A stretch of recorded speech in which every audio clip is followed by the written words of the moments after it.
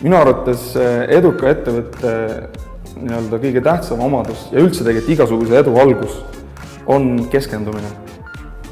Pahatihti me tegeleme elus ja ma ise olen seda oma nahal väga hästi tundnud, tegeledes nagu väga erinevate asjadega, kui hüpates ühest teemast teise, energia hajub.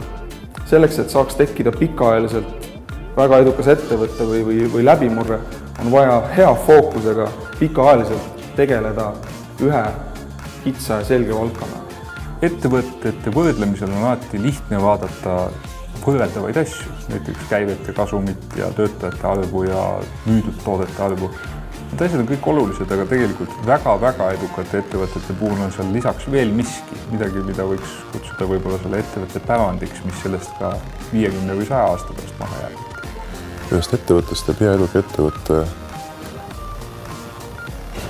klientide tagasiside ainult. See ettevõte võib olla suur, see ettevõte võib olla väike, aga see ettevõte on olemas tänulik kasutajaskond, kes selle toodet armastab ja selle juures on ettevõte suutnud olla efektiivsem oma kulu poolt kui oma tulu poolt, siis ongi ettevõte hea.